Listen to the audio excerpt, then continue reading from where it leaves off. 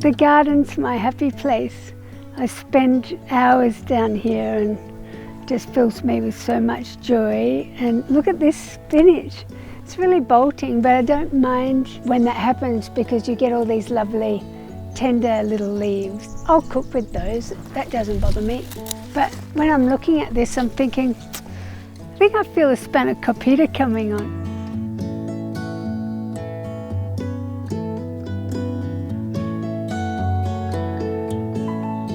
So we'll start with the spinach. It's so abundant in the garden right now. It's crying out to be put into this delicious Spanakopita. And I like to take the leaves off the stalks. If the leaves are very tender, as they are a little bit down there because it's starting to bolt and go to seed, you can chop the stalk in for extra goodness, but today I'm going to take them out. I'm just going to give it a little chop. Got some boiling hot water, quite heavily salted, and really it only needs 2 minutes in there. We're just softening it down, and that's going to be the basis of our pie. We're going to start to build. So a couple of good tablespoons, heaped tablespoons of fresh and fragrant dill. In we go. A good ½ a cup of breadcrumb. The soft velvety ricotta, it's about a cup. And then we crumble the feta. I like to break it up a little bit, just to get things started once I start to mix. We need to make sure that it wilts down. What we're actually trying to do is take the water out, take the moisture out, so that when we cook our pie, it's not too wet. Oh, look how green that is. Make sure that that cools down before we try and handle it. Add a little bit of white pepper, say ½ a teaspoon. Nutmeg. Nutmeg and ricotta and spinach are a marriage made in heaven. And about ½ a teaspoon, you don't want to go overboard because it is quite a powerful aromatic.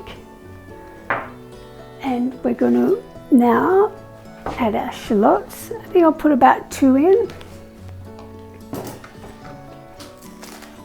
Just discard the very ends. This will bring flavour.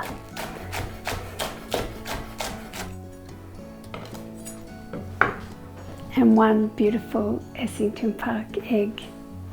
I think I'll put a little bit of garlic, just 1 clove.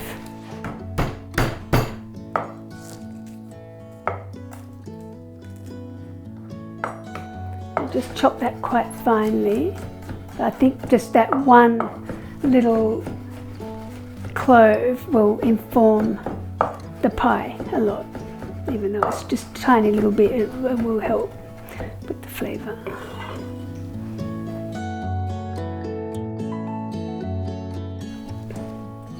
So that's a whole bunch, and you can see how it really has wilted down to literally a couple of handfuls.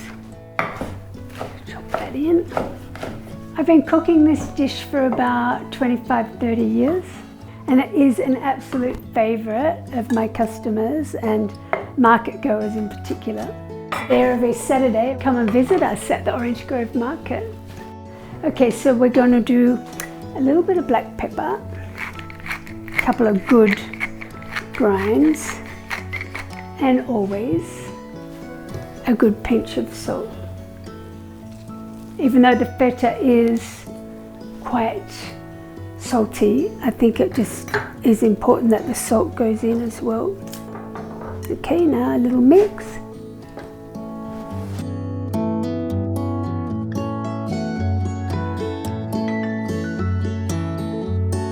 Voila, phyllo pastry. And the reason why we put a tea towel over the top is because phyllo pastry really does tend to dry out. So when you've got it laying out on the bench, always put your tea towel over the top. You can dampen it down a little bit. So here we go. So I've got 50 grams of melted butter, and I'm going to add the same amount of olive oil, and that's what we're going to put between the layers to bring that extra lusciousness and crunch to our pie. I'm going to take one piece of phyllo. See how thin it is? It's beautiful. And I'm going to brush the buttery olive oil between the layers. Add another layer on top. A little brush. And now we fill. Look how lovely and green that is. Okay, time to roll. Don't do it too tight. You're making a little snake. And here we have our pie dish. I'm going to give it a little bit of butter treatment as well. And then we're just going to curl our phyllo around like that. That's the beginning. That's the rooster.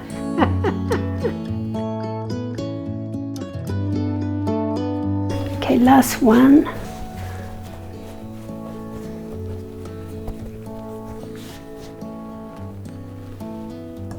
And then just manipulate your pie around a little bit to take the snake, so you've got a lovely round pie, just like that. So we're going to take another Essington Park egg. Some people use oil and the butter on the top, but I think you get a better shine by using the egg. Give it a mix. Look at the colour. That's Essington Park Sunset. This is my trusty paintbrush. We give it a good, see how lovely and golden that is already, so you can imagine how it's going to look when we pull it out of the oven. And then you can put any sprinkles on that you like, but I actually like to use poppy seed because I like the black contrast of the white phyllo, and then I mix a little bit of sesame in there because I love the flavour, and I do it in funky shapes. Spanakopita, ready for the oven.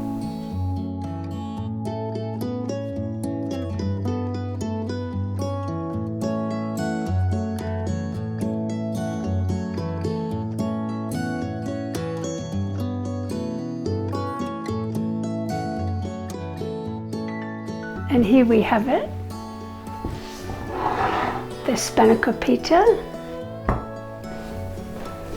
with some wedges of lemon, pepper, salt, and because we can, and because we love it, a final drizzle of beautiful olive oil and an impossibly perky Greek salad. Now that's lovely. Food from the heart.